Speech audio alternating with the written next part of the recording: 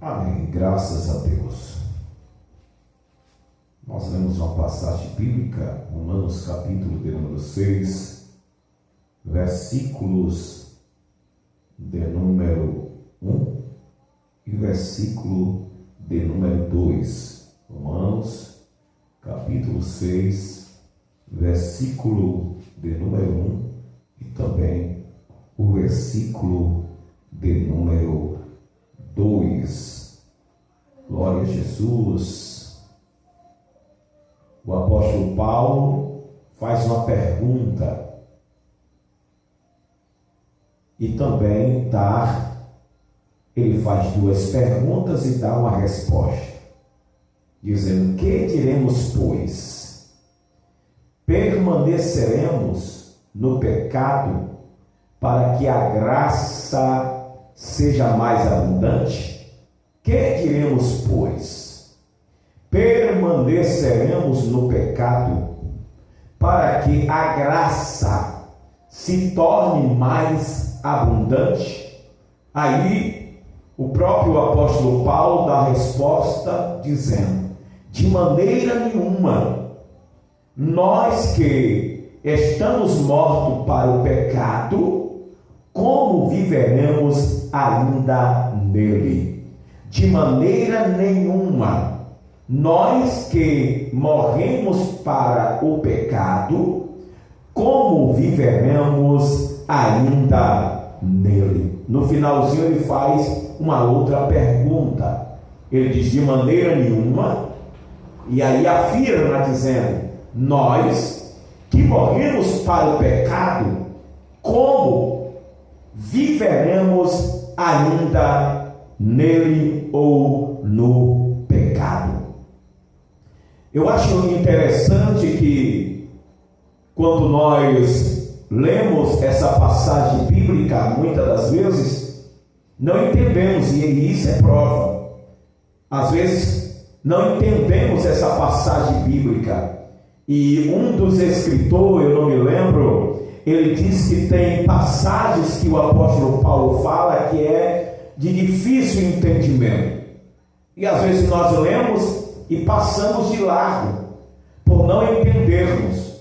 Mas relendo novamente essa passagem bíblica de Romanos capítulo 6, versículo 1 e 2, eu pude compreender algo poderoso que fala sobre a graça que nós recebemos, a graça chamada Cristo. Essa graça que é o favor imerecido, chamada charis, que é favor imerecido, ela, quando nós aceitamos esta graça, ela não nos deixa permanecer no pecado. A graça não nos deixa permanecer no pecado. Por isso o apóstolo Paulo faz essa pergunta: que diremos, pois? O que é que nós vamos dizer? Permaneceremos no pecado para que a graça seja mais abundante? Não. Por quê? Porque a graça não te deixa. A graça não deixa o novo convertido permanecer no pecado, ficar assentado no pecado. O apóstolo Paulo chama a atenção: olha, você que aceitou a graça e permanece no pecado, tem alguma coisa errada com você, porque a graça que nós pregamos, a graça que nós anunciamos, o favor imerecido que está em Cristo, ela não te deixa permanecer no pecado. Quando a pessoa aceita essa graça de todo o seu coração e é convencido pelo Espírito Santo, que convence o homem do pecado, da justiça e do juízo, ao ouvir a palavra, esta graça não deixa mais a pessoa permanecer no pecado. Então o apóstolo Paulo faz essa pergunta: que diremos, pois? Permaneceremos no pecado para que a graça seja mais abundante? Aí Paulo diz: não, de maneira nenhuma, porque nós que aceitamos a graça, nós que recebemos a graça, estamos mortos para o pecado. Estamos mortos para o pecado. Nós que recebemos a graça, morremos para o pecado. Estamos mortos para o pecado. Então não devemos permanecer no pecado. Aí eu trago o tema dizendo: a graça não nos deixa permanecer no pecado, antes nos livra do poder do pecado. A graça que nós aceitamos em Cristo Jesus não nos deixa permanecer no pecado, porque se a graça nos deixasse permanecer no pecado, estaríamos fumando, estaríamos bebendo, estaríamos prostituindo-nos e dizendo que recebemos a graça. Então a graça seria mentirosa.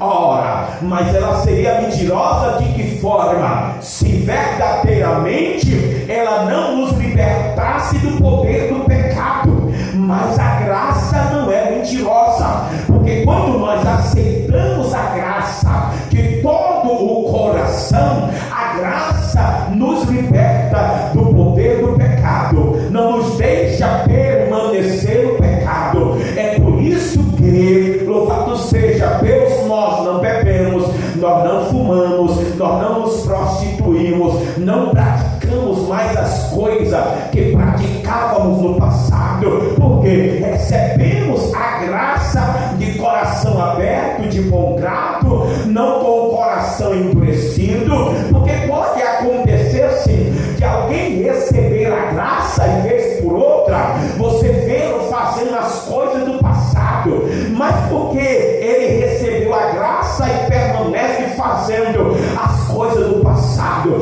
porque verdadeiramente não se atentou para a graça que Cristo oferece através do seu sangue. É mesmo que um doce na boca de criança, quando a criança recebe um pirulito, é assim ou não é? Um queimado, e alguém tenta tirar da sua boca, ela começa a se espernear, ela começa a chorar porque não quer perder aquele doce. Então a graça é comparada a isso. Quando nós recebemos a graça, devemos atentar para a graça e lutar pela graça, para que pelo poder da graça sejamos livres e libertos do poder do pecado. Louvado seja o nome do Senhor Jesus. A graça não nos deixa permanecer no pecado, antes nos livra do poder do pecado. O apóstolo Paulo faz uma pergunta dizendo: permaneceremos no pecado para que a graça seja mais abundante? E ao fazer esta pergunta, ele automaticamente dá a resposta dizendo: de modo nenhum, porque nós que já aceitamos a graça, como viveremos ainda no pecado? Porque nós que já aceitamos a graça, como viveremos ainda no pecado? Porque quem aceita a graça está morto ou morreu para o pecado. Observe que lá fora eles dizem que tem Deus. Observe que lá fora eles se consideram religiosos, porém eles têm vontade de beber, porém eles têm vontade de dar murro, porém eles têm vontade, louvado seja Deus, de fumar, porém eles têm vontade de adulterar, porém eles têm vontade de se prostituir, provando que verdadeiramente eles não aceitaram e não receberam essa graça que nós recebemos. Aleluia! Permaneceremos no pecado para que a graça seja mais abundante? E ao fazer esta pergunta, o apóstolo Paulo automaticamente dá a resposta dizendo: de modo algum, porque nós que já aceitamos a graça, como viveremos ainda no pecado? pecado. Não tem como o crente que aceitou a Cristo permanecer no pecado, a não ser que ele tenha aceitado a graça de fachada, a não ser que ele tenha aceitado o evangelho de fachada. Isso aqui eu não estou dizendo que pessoa que aceitou a graça, passou um tempo na igreja e veio a falhar, porque todos nós estamos suscetíveis a errar diante da presença de Deus. Isso aqui não é dizer que a pessoa aceitou a graça só por aceitar.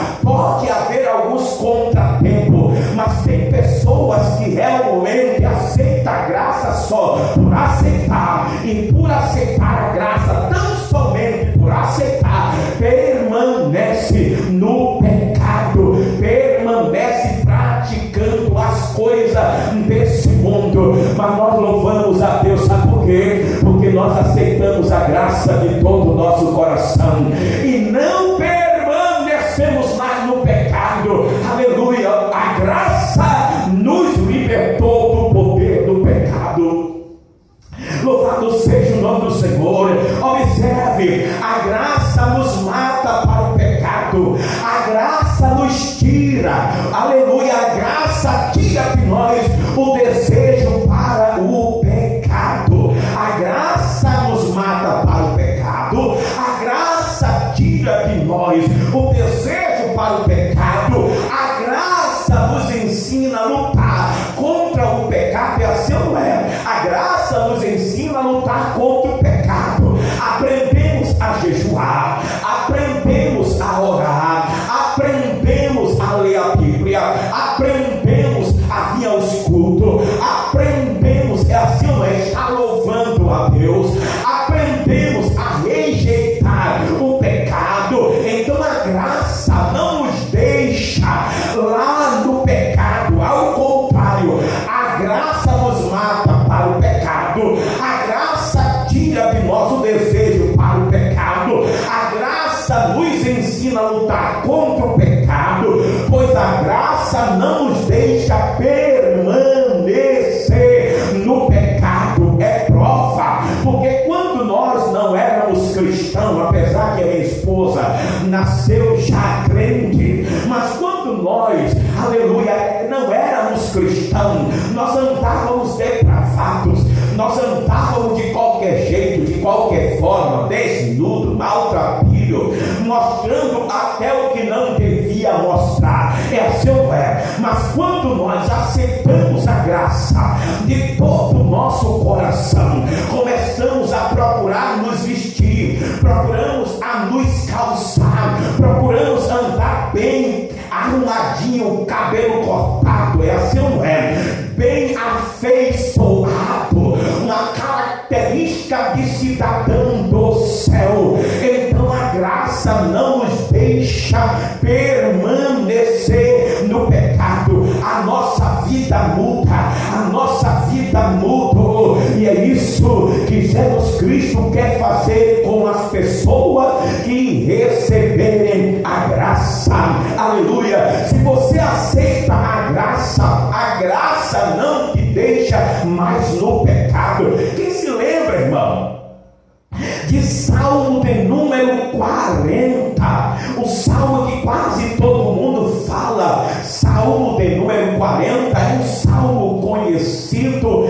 Diz a Bíblia desta seguinte forma: esperei com paciência do Senhor, e ele se inclinou para mim e ouviu o que? O meu clamor. Aí vem para mim agora, observe, vem para mim agora que estava lá na miséria do pecado, perdoe-me a expressão. Agora o salmista cantando e dizendo: tirou-me de um charco horrível, aleluia, tirou-me de um lago horrível, de um charco de lodo. De onde foi que a graça me tirou? De um charco horrível, aleluia, de um lago horrível, de um charco de lodo. Então quem aceita a graça o abraça, do jeito que ele está, todo sujo, todo maltrapilho, fétido. A graça não faz acepção da pessoa enquanto a pessoa está lá no mundão. A graça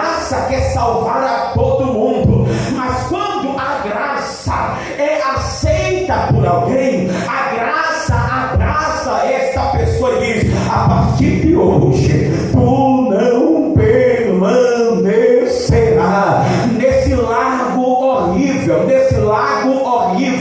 nesse charco de lodo. Eu te abraço. Observe que a graça nos abraça, todos cheios de pecado, imundícia e de enfermidade, mas a graça não adoece, a graça não se suja, ao contrário, a graça, quando nos abraça, ela nos purifica. Então a graça não nos deixa mais estarmos lá no pecado. O que é que a graça faz? Está escrito ainda em Salmo de número 40, versículo 2: põe os meus pés sobre a rocha e firma os meus passos. Coloca os meus pés sobre a rocha e firma os meus passos. Antigamente eu andava cambaleando, eu andava como ébrio sobre a terra, como se estivesse pisando em areia movediça. Mas a graça diz: eu não te deixo mais no lago horrível, no charco de lodo. Eu coloco teus pés agora sobre a rocha e firmo agora os seus passos. Quem olhar para você vai louvar e glorificar a Deus e entender que só a graça faz isso. A graça faz o que mais? A graça faz o seguinte, no versículo 3: e põe um cântico na minha boca, um hino ao nosso Deus. Ele coloca, a graça coloca um cântico na nossa boca, um hino ao nosso Deus. Observe que aqui é um lugar onde você não vê o povo louvando a Deus com hinos de adorações ao poderoso Pai, ao Criador dos céus e da terra, Cristo Jesus. É o único lugar, em todo lugar que eu já andei, é o único lugar que eu percebo, que eu observo, que o povo não ouve hinos que louvam a Deus, hinos que adoram a Cristo. O povo aqui está ensinado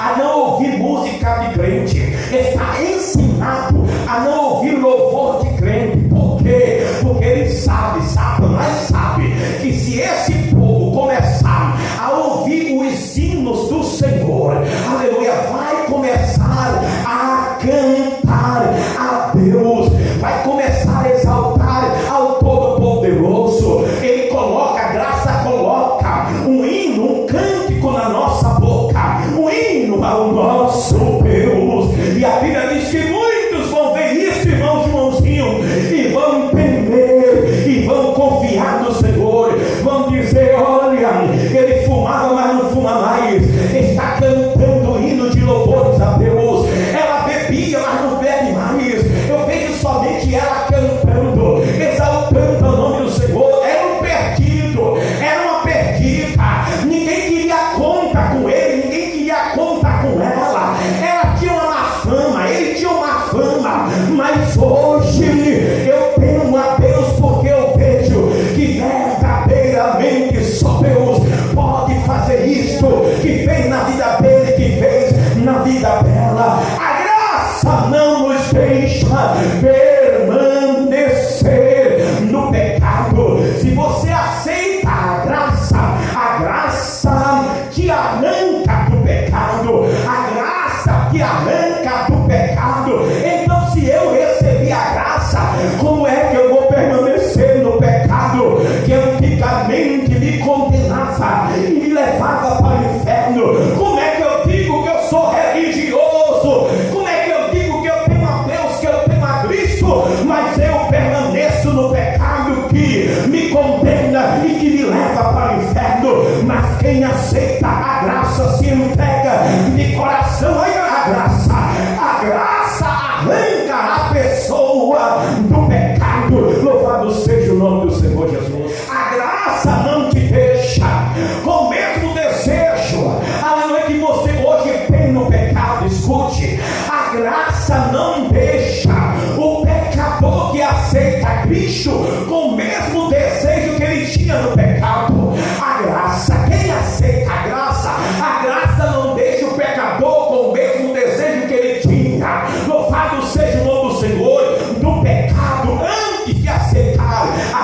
Cristo, antes ele passa a ter nojo, antes ele passa a repugnar, antes ele passa a repreender, dizendo: não, hoje eu sou crente, hoje eu sirvo a Jesus Cristo de Nazaré. Aí fora, irmão Joãozinho, a fonte é rota de águas turvas, porque fonte de água rota e turva, as pessoas vão lá e bebem, mas louvado seja o nome do Senhor, sai de lá e vai beber, vai fumar, vai se prostituir, vai matar, vai brincar, vai pra balada. Mas a fonte da igreja, a Assembleia de Deus, não é turva e nem é rota, porque quando nós aceitamos a Cristo, que nos pegaram, até hoje nós não voltamos mais para o mundo, porque aceitamos a graça que verdadeiramente nos liberta.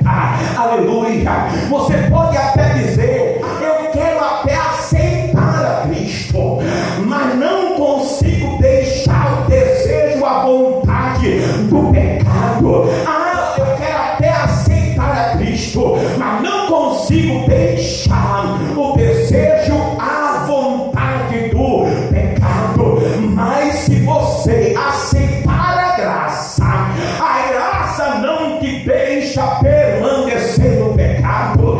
Eu nunca vi alguém que aceitou a graça de todo o coração arrependido, mas eu já vi gente ter aceitado a Cristo e se arrepender. Se arrepender de quê, pastor? De não ter aceitado a Cristo, a graça, há muito tempo. Glória, louvado seja o nome do Senhor, porque a graça não é a operação do homem, não é o agir do homem, é a operação do Espírito Santo, é a operação do poder de Deus. A graça te arranca do pecado, a graça te liberta do poder do pecado. Então aí vem o apelo: aceite a graça. A graça não te deixa permanecer no poder do pecado, antes nos livra do poder do pecado. Observe que o apóstolo Paulo dá detalhes em Romanos capítulo 6, de 1 a 23, que a graça não deixa permanecer no pecado.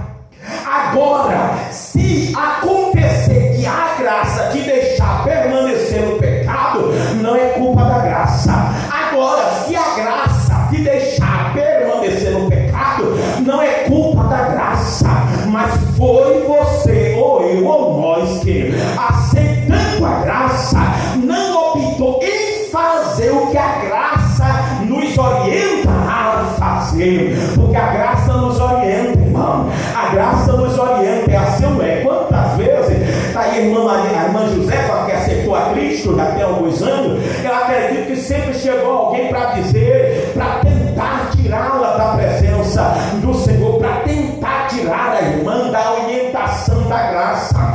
Mas a irmã não ouvia as orientações do inferno, mas ouvia a orientação da graça, e está até hoje louvando, glorificando e exaltando ao nome de Jesus Cristo Nazareno. Você aceita a graça, aleluia.